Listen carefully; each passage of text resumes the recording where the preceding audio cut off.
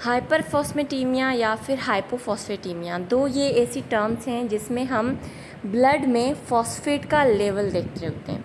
अगर वो बढ़ जाता है तो हम टर्म यूज़ करते हैं हाइपरफॉस्फेटीमिया, और अगर वो कम हो जाता है तो हम टर्म यूज़ करते हैं हाइपोफॉस्फेटीमिया। सो इसके लिए ज़रूरी है कि हमें पता होना चाहिए फॉस्फेट की इम्पॉर्टेंस। अगर हम फॉस्फेट की इम्पॉर्टेंस की बात करते हैं तो ये बहुत इसेंशियल रोल प्ले करता है बायोलॉजिकल फंक्शंस में, जैसे कि formation of ATP, cyclic MP, phosphorylation of proteins या फिर न्यूक्लिक एसिड्स, जो कि बहुत इम्पॉर्टेंट होता है आरएनए या फिर डीएनए बनाने के लिए। तो ये सारे जो है ना सेलुलर प्रोसेसेस जो हैं वो फॉस्फेट की मौजूदगी में हो रहे होते हैं। फॉस्फेट की जो नॉर्मल रेंज पाई जाती है ना हमारे ब्लड में, वो होती है 2.5 से 4.5 मिलीग्राम पर decilitre. This range is very important, क्योंकि इसी रेंज की बेस पे हम डिसाइड कर रहे होते हैं कि आइदर ब्लड में जो फॉस्फेट का लेवल है वो ज़्यादा है या कम है। अगर 2.5 से कम आता है ब्लड में लेवल, तब हम टर्म यूज़ करते हैं हाइपो, और अगर 4.5 से ज़्यादा है तब हम टर्म यूज़ करते हैं hyper. A plasma phosphate level higher than 4.5, जैसे कि मैंने बताया, इज़ कॉल्ड हाइपरफॉस्फेटीमिया, और 2.5 से कम हाइपोफॉस्फेटीमिया। फॉस्फेट जो बेसिकली जो हमारा फॉस्फोरस जो होता है वो 85% जो है ना हमारी पूरी बॉडी में 85% बोन्स या फिर टीथ में मौजूद होता है, जो उसको स्ट्रेंथनिंग कर दे रहा होता है, और उसके अलावा 15% जो होता है ना वो दूसरे कामों के लिए है, जैसे 1% जिसमें से एक्स्ट्रा सेलुलर फ्लूइड में मौजूद होता है, और 14% जो है वो इंट्रा सेलुलर लेवल पे होता है, और वही 14% इंट्रा सेलुलर फॉस्फोरस वो सारे काम दे रहा होता है जो हमने यहाँ पे डिस्कस किए। इसीलिए जो सेलुलर लेवल पे जो फॉस्फोरस की प्रेजेंस है वो बहुत मैटर करती है, इसीलिए हम जो है प्लाज्मा में उसके लेवल को देख रहे होते हैं, अप एंड डाउन को।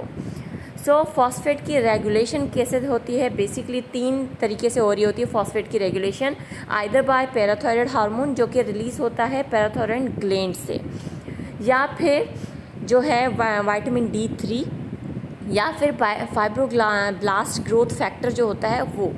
अब यहाँ पे एक और बात जानना इम्पॉर्टेंट है कि फॉस्फेट जो है हमारी बॉडी में नॉर्मली अडल्ट और चिल्ड्रन में थोड़ा सा डिफरेंस आ जाता है। अडल्ट में जो है अगर 70 to 80% अगर एक्सक्रीट आउट हो रहा है, तो जो चिल्ड्रन है उसमें 30% एक्सक्रीट आउट होगा। वजह क्या है? वजह ये है कि चिल्ड्रन ग्रोथ में होते हैं, तो ग्रोथ के टाइम हमारी बोन्स और हमारे टीथ वगैरह को फॉस्फोरस की बहुत ज़्यादा नीड होती है, तो इसीलिए उस लेवल पे एक्सक्रीट आउट बॉडी से कम हो रहा होता है। अगर हम बोन के होम्योस्टेसिस की बात करें तो वो बेसिकली रेगुलेट हो रहा होता है हमारे पैराथायरॉयड ग्लैंड से, जो कि PTH पैराथायरॉयड हार्मोन रिलीज़ करता है। उसके अलावा विटामिन D और एंड्रोजन हार्मोन्स, जिसको हम सेक्स हार्मोन्स भी कहते हैं, उससे ये रेगुलेट हो रहा होता है। बोन की होम्योस्टेसिस की बात आ रही है। लेकिन जहाँ हम सीरम की बात आएगी, यानी कि ब्लड प्लाज्मा में कितना मौजूद है, वहाँ पे उसकी जो रेगुलेशन है वो मेनली किडनी के थ्रू हो रही होती है, जो कि हमने बात की कि नॉर्मल लेवल पे 70 to 80% जो है एक्सक्रीट आउट करती है किडनी फॉस्फोरस को। यहाँ पे एक और पैथोफिजियोलॉजी तो नहीं, नॉर्मल फिजियोलॉजी जो है वो समझना इम्पॉर्टेंट है। वो क्या है कि नॉर्मली हमारी बॉडी में जो फॉस्फोरस होता है वो रेगुलेट होता है सीरम लेवल पे, ब्लड प्लाज्मा लेवल पे किडनी से। Normally 7 gram of phosphate is filtrated through kidney, जो कि प्रॉक्सिमल कन्वोल्यूटेड ट्यूब्यूल से हो रहा होता है, राइट। 7 ग्राम जब वहाँ से फ़िल्टर होने के लिए जाता है, तो उस 7 ग्राम में से 700 to 800 और 900 एक्सक्रीट आउट हो रहा होता है। वो जो इसका 80% जो एक्सक्रीट आउट हो रहा होता है उस 7 ग्राम का 80%, राइट, उसमें जब अप डाउन होता है तब हम इसके कॉज को कहते हैं कि इसका कॉज किडनी हो सकता है। जैसे कि अगर हम हाइपरफॉस्फेटीमिया की बात करें, सही है। हाइपरफॉस्फेटीमिया के होने के कॉजेज़ होते क्या हैं एक्चुअली में? फर्स्ट अगर हम बात करें कोई भी ट्रॉमा हो गया है, कोई भी इंजरी हो गई है, कोई भी बर्न हो गया है सडनली, क्रश इंजरीज हो गई हैं, सो कोई भी ऐसी एक्टिविटी बॉडी में हो जिससे अचानक से जो इंट्रासेलुलर जो एनाइंस हैं वो ब्रेक हो जाएं, जिसकी वजह से वो एक्स्ट्रा सेलुलर की तरफ चलते जाएं, यानी कि इंट्रा सेलुलर जो फॉस्फेट नॉर्मल अमाउंट में मौजूद है वो रप्चर की वजह से, टूटने की वजह से बाहर निकल जाए ब्लड में, तब हम टर्म यूज़ करते हैं कि ब्लड में फॉस्फोरस इंक्रीज़ हो गया। वजह क्या हुई? लोड बढ़ गया फॉस्फेट का by any burn patient, crush injuries, कोई भी ऐसी इंजरी हो, रेप्टोमाइलोसिस, ये भी एक मस्क्यूलर ऐसी कंडीशन है जिसमें जो है वो लाइसिस हो रहा होता है, यानी कि ब्रेक डाउन हो रहा होता है मस्क्यूलर लेवल पे। सो सेकेंड कॉज क्या है? Decreased renal excretion. अब हमने कहा था कि प्लाज्मा लेवल पे किडनीज़ को रेगुलेट कर रही होती है, अब यहाँ पे किडनी की एक्सक्रीशन कम हो जाए, जो हमने बात की थी 70 से 80% जो है किडनी से एक्सक्रीट आउट हो रहा होता है नॉर्मल लेवल पे, अगर वही ना हो तो यानी कि ब्लड में फॉस्फेट बढ़ जाएगा। उसके बाद ट्रांस सेलुलर जो है शिफ्टिंग, अब यहाँ पे ट्रांस सेलुलर शिफ्टिंग यानी किसी ऐसी अंडरलाइंग कॉज है जिसकी वजह से सेल्स के बीच में शिफ्टिंग हो रही है, सही है। अब वो वजूहात क्या हो सकती हैं? रेस्पिरेटरी एसिडोसिस हो जा सकती है या फिर डायबिटिक कीटो एसिडोसिस हो सकता है। फोर्थ नंबर पे हमारा पास आ जाता है हाइपोपेराथायरॉयडिज्म या फिर सूडो हाइपोपेराथायरॉयडिज्म। सो ये कॉजेज जो है हम फर्दर आगे डिस्कस करते हैं। सो सबसे पहले हम बात कर लेते हैं जो मेन काज हमने बात की थी कि किडनी डिजीज़। अब किडनी में हमने बात की नॉर्मली क्या हो रहा होता है, 70 to 80% फॉस्फेट एक्सक्रीट आउट होता है और कैल्शियम रीअब्जॉर्ब्ड होता है, लेकिन किसी भी वजह से जब ये चीज़ वाइस वर्सा हो जाए, यानी कि कैल्शियम एक्सक्रीट आउट हो जाए और फॉस्फेट रिटेंशन होने लगे, अब इससे होगा क्या? ब्लड में कैल्शियम का अमाउंट लो हो जाएगा, सही है।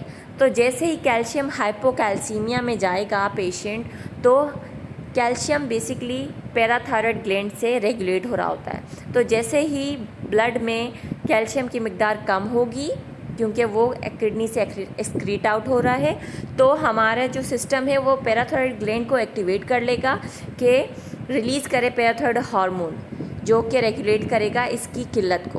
अब यहाँ पे ये रेगुलेशन डायरेक्टली नहीं होगी, इनडायरेक्टली होगी। इनडायरेक्टली कैसे होगी? कि पैराथायरॉयड हार्मोन आएगा और बोन को स्टिमुलेट करेगा, बोन की ऑस्टियोक्लास्टिक एक्टिविटी बढ़ाएगा, जिसकी वजह से बोन रिजॉर्प्शन में जाएगी, और जब बोन रिजॉर्प्शन में जाएगी तो सिर्फ कैल्शियम ही नहीं, फॉस्फेट भी ब्लड बोन से बाहर निकल आएगा। तो अगेन ये क्या कॉज कर रहा है? ब्लड में हाइपर फॉस्फेटीमिया, और यही साइकिल कंटिन्यूस रहेगा क्योंकि कैल्शियम कंटिन्यूसली वेस्ट हो रहा है, किडनी से एक्सक्रीट आउट हो रहा है। सो ये प्रोसेस जो कंटिन्यूसली चल रहा होता है, इसी को हम टर्म यूज़ करते हैं सेकेंडरी हाइपर पैराथायरॉयडिज्म, क्योंकि हाइपोकैल्सीमिया ट्रिगर कर रहा है पैराथायरॉयड हार्मोन को कि वो कंटिन्यूसली PTH रिलीज़ करे। तो बेसिक कॉज क्या है? किडनी डिजीज़, लेकिन इफ़ेक्ट किस पे आ रहा है? पैराथायरॉयड हार्मोन पे भी आ रहा है, इसीलिए हम यहाँ पे टर्म यूज़ करेंगे सेकेंडरी हाइपर पैराथायरॉयडिज्म। और ये डायरेक्टली जो है मोस्ट सीवियर कॉम्प्लिकेशन यहाँ पे आ जाती है, जो क्रॉनिक किडनी डिजीज़ में पाई जाती है, जिसके पे हम टर्म यूज़ करते हैं रीनो ऑस्टियोडिस्ट्रॉफी, क्योंकि PTH कंटिन्यूसली बोन से फॉस्फेट और कैल्शियम रिलीज़ करवा रहा होता है, जिसकी वजह से बोन्स जो हैं वो थिन हो जाती हैं और वीक हो जाती हैं, और ये कंडीशन डेवलप हो जाती है। सेकेंड कॉज जो इम्पॉर्टेंट है वो है सूडो हाइपोपेराथायरॉयडिज्म। अब इसमें क्या होगा? ये सारी वो कंडीशन है जिसकी वजह से हाइपर फॉस्फेटीमिया हो रहा है। अब यहाँ पे सूडो का टर्म है, यानी कि मसला कहीं और है। सो जो पैराथायरॉयड ग्लैंड है वो नॉर्मली अपने PTH यानी कि पैराथायरॉयड हार्मोन रिलीज़ कर रहा है। सो पैराथायरॉयड ग्लैंड में मसला नहीं है, इसीलिए यहाँ पे सूडो हाइपोपेराथायरॉयडिज्म है। क्यों? क्योंकि यहाँ पे मसला कहाँ है? रिसेप्टर्स में, जो कि किडनी में मौजूद होते हैं। सो PTH तो आ रहा है, हार्मोन तो आ रहा है, लेकिन किडनी उसको रिस्पॉन्ड नहीं करी। क्यों? क्योंकि जेनेटिकली उसके जो रिसेप्टर्स हैं वो ख़राब हो गए हैं, जिसकी वजह से वो रिस्पॉन्ड नहीं कर पा रहे, राइट। उसके बाद हम टर्म यूज़ करते हैं हाइपोपैराथायराइडिज्म इटसेल्फ। अब वो किस वजह से हो सकती है, चाहे वो कोई भी सर्जरी हो, जैसे कि थायराइड की एक्सट्रैक्शन करवा रहे हैं, उसके साथ पैराथायराइड हार्मोन भी ग्लैंड भी चला गया, या फिर रेडिएशन ट्रीटमेंट की वजह से इफेक्ट हो रहा है, या फिर डिजॉर्ड सिंड्रोम जो एक रेयर जेनेटिक डिसऑर्डर होता है जिसमें बाय बर्थ जो है वो पैराथायराइड ग्लैंड इतना छोटा होता है कि वो पीटीएच इनफ अमाउंट में रिलीज़ ही नहीं कर पाता। सो थर्ड नंबर पे हमारा ये कॉज आ गया। उसके बाद रेस्पिरेटरी एसिडोसिस, जैसे कि रेस्पिरेटरी एसिडोसिस हम कब कहते हैं, जब कार्बन डाइऑक्साइड की एक्यूमुलेशन हो जाए बॉडी में। सो जब कार्बन डाइऑक्साइड की रिटेंशन हो जाती है हाइपोवेंटिलेशन की वजह से, कि वो कार्बन डाइऑक्साइड हम एक्सहेलेशन करवा ही नहीं पाते, तो ब्लड में कार्बन डाइऑक्साइड बढ़ जाती है। तो जैसे ही ब्लड में कार्बन डाइऑक्साइड बढ़ जाएगी तो वो आसपास के सेल में ट्रैवल करना स्टार्ट करेगी। तो सेल में जो है, क्योंकि सेल में वाटर की कंटेंट बहुत ज़्यादा होता है, तो जैसे ही कार्बन डाइऑक्साइड सेल के अंदर जाती है वो वाटर मॉलिक्यूल के साथ रिएक्शन करती है और कार्बोनिक एसिड बना देती है। जैसे ही कार्बोनिक एसिड बनाता है इंस्टेंट रिएक्शन होता है और वो ब्रेक डाउन हो जाता है हाइड्रोजन प्रोटॉन और बाइकार्बोनेट में। अब यहाँ पे जब हाइड्रोजन प्रोटॉन और बाइकार्बोनेट में टूट जाता है तो बाइकार्बोनेट जाकर ब्लड में जाता है और वहाँ से क्लोरीन जो है वो अंदर आता है। जो जैसे ही क्लोरीन अंदर आता है तो वो फॉर्म कर लेते हैं HCl, और HCl इज़ एसिडिक कंटेंट, तो सेल के अंदर एसिडिक एनवायरनमेंट बढ़ जाता है। सो जब सेल के अंदर एसिडिक एनवायरनमेंट बढ़ जाता है तो यानी कि pH क्या हो गई, लोअर हो गई, डिक्रीज़ हो गई। सो ये जो डिक्रीज्ड pH है ना, ये ग्लाइकोलाइसिस के प्रोसेस को होने नहीं देगी, क्योंकि ग्लाइकोलाइसिस के लिए pH का हाई होना ज़रूरी है। जैसे कि नॉर्मल लेवल की अगर हम बात करें तो 7.35 से 7.45, तो ग्लाइकोलाइसिस होने के लिए एटलीस्ट 7 से लेकर 7.2 तक pH होना ज़रूरी है। लेकिन क्योंकि यहाँ पे pH डिक्रीज़ हो रही है, जिसकी वजह से ग्लाइकोलाइसिस हो ही नहीं पा रहा। सो ग्लाइकोलाइसिस हो ही नहीं पा रहा, तो यानी कि ग्लाइकोलाइसिस क्यों हो रहा होता है, ग्लूकोज की ब्रेकडाउन हो रही होती है ना, ताकि हमें हमारी बॉडी को ATP मिल सके। ATP is a form of energy.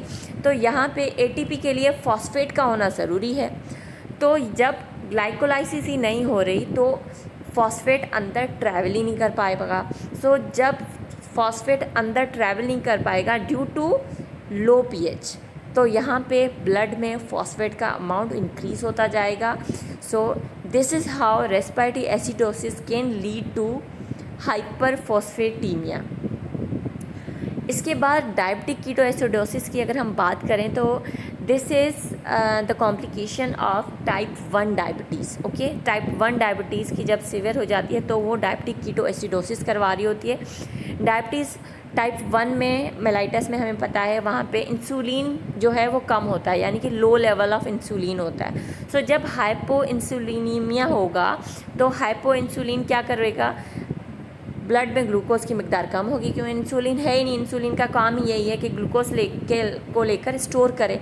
तो जब इंसुलिन ही नहीं है तो ब्लड में ग्लूकोज का अमाउंट बहुत ज़्यादा होगा, यानी कि हाइपरग्लाइसीमिया होगा, जो कि ब्लॉक कर लेगा फॉस्फेट को, क्योंकि ऑलरेडी ब्लड में ग्लूकोज बहुत ज़्यादा है, तो फर्दर ग्लाइकोलाइसिस की नीड ही नहीं है। तो जब ग्लाइकोलाइसिस हो ही नहीं रहा तो फॉस्फेट स्टिल वहीं ब्लड में पड़ा रहेगा, ट्रैवल कर ही नहीं पाएगा। सो जब फॉस्फेट ट्रैवल नहीं कर पाएगा तो क्या होगा, हाइपरफॉस्फेटीमिया। इसके अलावा अगर हम ये जो जितने भी हमने डिस्कस किए ये बेसिक वो कंडीशंस थी जो कि लीड कर रही हैं हाइपरफॉस्फेटीमिया को। अब अगर हम हाइपरफॉस्फेटीमिया के साइन एंड सिम्टम्स की बात करें तो माइल्ड केसेस में इसके कोई साइन एंड सिम्टम नहीं होते, लेकिन जैसे ही सिवियर हो जाए यानी कि 5 से बढ़ जाए तब हमें जो है वो साइन एंड सिम्टम मिल रहे होते हैं। जैसे कि क्योंकि हमेशा जब भी हाइपरफॉस्फेटीमिया होगा तो साथ में हाइपोकैल्सीमिया हो रहा होता है। पैराथायराइड जो हार्मोन है तो वो कैल्शियम और फॉस्फेट दोनों की रेगुलेशन को देख रहा होता है। सो हाइपोपैराथायरिडिज्म के साथ हाइपोकैल्सीमिया मिलेगा, जिसके साथ हाइपरफॉस्फेटीमिया मिल रहा होता है। तो ये जो 3 का लिंक है ना, ये आपको दिमाग में सेव करना होगा, तभी ये सारी चीज़ें समझ आएंगी। हाइपोपैराथायरिडिज्म, हाइपोकैल्सीमिया प्लस हाइपरफॉस्फेटीमिया। सही है। सो ब्लड में अगर कैल्शियम की कमी है तो फॉस्फेट इंक्रीज़ होगा। सो यहाँ पे सिम्टम्स सेम होंगे जो हाइपोकैल्सीमिया में मिल रहे होते हैं, यानी कि न्यूरॉन्स जो है वो मोर एक्साइटेड हो जाएंगे, टेटनी मिल सकती है आपको पेशेंट में। ये दो जो साइंस हैं ये बहुत इंपॉर्टेंट है हाइपोकैल्सीमिया के हिसाब से भी और हाइपर फॉस्फेटीमिया के हिसाब से भी। एक होता है चॉस्टिक साइन, जो जब पेशेंट के आप फ्रंटल इस पे चीक पे जब आप टैप करेंगे तो patient will feel like twitching movement. इसके अलावा टोर्सोस साइन है, उसमें क्या होगा, ये जो जैसे ही आप कफ में आप प्रेशर करते जाएंगे तो जो नॉर्मल जो हमारी रिस्ट है वो फ्लेक्शन में चली जाएगी। सो ये सारी क्या हैं चीज़ें टेटनी में आ जाती हैं। इसके अलावा टिंगलिंग अराउंड माउथ मिलेगा, सीजर्स मिलेंगे, बोन पेन मिलेगा और मेटास्टेटिक कैल्सिफिकेशन यानी कि क्रिस्टल फॉर्मेशन। हमने जो वो प्रोसेस समझा था पीछे, जिसमें हमने कहा था कि कंटिन्यूसली पीटीएच जो है वो बोन से कैल्शियम निकाल रहा है, तो अब वो कैल्शियम जो निकल के ना फिर वो सराउंडिंग टिश्यूज़ में भी जमा होना स्टार्ट हो जाती है। अब वो सराउंडिंग टिश्यू में स्किन भी हो सकती है, ब्लड वेसल वॉल्व्स भी हो सकते हैं, जॉइंट्स भी हो सकती हैं, किडनी भी हो सकती है। इवन कभी कभार यहाँ पे मोस्ट सीवियर कॉम्प्लिकेशन आती है जब किडनी कम्प्लीटली जो किडनी का फ्लेश है वो टर्न हो जाता है बोन में, जिसको हम टर्म यूज़ करते हैं नेफ्रोकैल्सिनोसिस। लेकिन ये जो सारी भारी जो टर्म्स हैं ये सारी क्रोनिक कंडीशन में आपको मिल रही होती है। इसके अलावा अगर हम ट्रीटमेंट की बात करें तो according to the kidney disease improving global outcomes guidelines के हाइपर फॉस्फेटीमिया को कैसे मैनेज किया जाए, क्या कहते हैं कि डिक्रीज़ इनटेक, यानी कि जितने भी फूड हैं जैसे कि डेयरी प्रोडक्ट्स हो गई, मीट हो गई, सोडा हो गई, जिससे आपको फॉस्फेट मिल रहा है तो वो आपको डिक्रीज़ करने होंगे ताकि बॉडी में जो है वो फॉस्फेट का अमाउंट सम हाउ रेगुलेट हो जाए। उसके बाद कुछ मेडिकेशंस होती हैं जैसे कि फॉस्फेट बाइंडर्स हो गए, वो क्या करते हैं को रिड्यूस कर लेते हैं absorption of dietary phosphate in GIT. इसके बाद हम इंक्रीज एक्सक्रीशन करवाते हैं फोर्स्ड डायूरेसिस के थ्रू। फोर्स्ड डायूरेसिस यानी कि आप आईवी फ्लूइड दें, साथ में ल्यूब डायूरेटिक्स देंगे। इसमें से क्या होगा, यूरिन आउटपुट बहुत ज़्यादा हो जाएगा, जिससे जितना भी ज़्यादा आउटपुट होगा उतना ही समहाउ फॉस्फेट की एक्सक्रीट आउट हो रहा होगा। तो ये सारी ट्रीटमेंट के हम यूज़ कर रहे होते हैं। इसके अलावा अगर हम हाइपोफॉस्फेटीमिया की बात करें, so hypo means low phosphate, phosphorus and blood. So blood में जब 2.5 से भी कम फॉस्फेट का मिकदार मिलने लगे तब हम टर्म यूज़ कर रहे होते हैं हाइपोफॉस्फेटीमिया। सो कॉजेज़ क्या होंगे, DKA जो हमने पीछे हाइपर की वजह पढ़ी थी, अब यहाँ पे रिकवरी फेज़। अब रिकवरी फेज़ यानी कि DKA यानी कि हमें किस में मिला था, टाइप 1 डायबिटीज़ में, जिसमें कि हाइपो इंसुलिनमिया मिल रहा था। अब अगर इंसुलिन कम है तो हम उसको क्या करेंगे, रिकवर करने के लिए इंसुलिन देंगे। तो अगर इंसुलिन देते रहेंगे तो ऑब्वियसली इंसुलिन क्या करेगा, ग्लाइकोलाइसिस का प्रोसेस करेगा, फॉस्फेट सारा सेल की तरफ जाता जाएगा, तो ब्लड में क्या हो जाएगा, फॉस्फेट की कमी हो जाएगी। उसी सारे प्रोसेस को रिवर्स कर लें। अल्कोहल यूज़ डिसऑर्डर या ड्यूरिंग अल्कोहल विथड्रॉल, ये सारी चीज़ें, सीवियर बर्न्स जो हैं ये भी जो है आपको कॉज हो सकता है हाइपोफॉस्फेटीमिया का। रीफीडिंग सिंड्रोम जो कि एक फेटल कंडीशन होती है जिसमें potentially fatal shift in fluid and electrolytes that may happen when you receive food after prolonged starvation. इसीलिए इसका नाम जो है रीफीडिंग है, यानी कि आप प्रोलॉन्ग जब आप फाके पे जाते हैं उसके बाद आप रीफीड उसको तब करें तब उसमें इम्बैलेंस हो जाता है, फेटल शिफ्ट हो जाता है फ्लूइड्स और इलेक्ट्रोलाइट्स में, उसकी वजह से भी हाइपोफॉस्फेटीमिया मिल सकता है। उसके बाद सिवियर रेस्पिरेटरी अल्किलोसिस, वहाँ पे एसिडोसिस था तो यहाँ पे अल्किलोसिस है, when your blood doesn't have enough carbon dioxide. तो वो सारा प्रोसेस जो हमने पीछे डिस्कस किया था उसी का रिवर्स कर लेंगे तो यहाँ पे अल्किलोसिस हाइपोफॉस्फेटीमिया करवा रहा है। इंक्रीज पैराथायरॉयड हार्मोन लेवल, क्योंकि वहाँ पे क्या था, हाइपोपैराथायरॉयडिज्म था, तो यहाँ पे हाइपर पैराथायरॉयडिज्म यानी कि हाइपर कैल्सीमिया यानी कि हाइपोफॉस्फेटीमिया। जैसे कि वहाँ पे क्या था, अगर हम रिकॉल करें, हाइपोपैराथायरॉयडिज्म, हाइपोकैल्सीमिया और हाइपर फॉस्फेटीमिया, लेकिन यहाँ पे क्या है, हाइपर पैराथायरॉयडिज्म। इसके साथ क्या मिलेगा, हाइपर कैल्सीमिया। इसके साथ क्या मिलेगा, हाइपोफॉस्फेटीमिया। तो ये तीनों चीज़ें जो है ना एक साथ चल रही होती हैं। अदर हार्मोनल इम्बैलेंस जैसे कि कशिंग सिंड्रोम, ये सारी चीज़ें भी एक कॉज मिल रहा होता है। Vitamin D deficiency, malnutritions, electrolyte imbalance और receiving IV iron infusions, long term diuretics use, ये सारी चीज़ें कहीं ना कहीं आपको पेशेंट में हाइपोफॉस्फेटीमिया करवा रही होती हैं।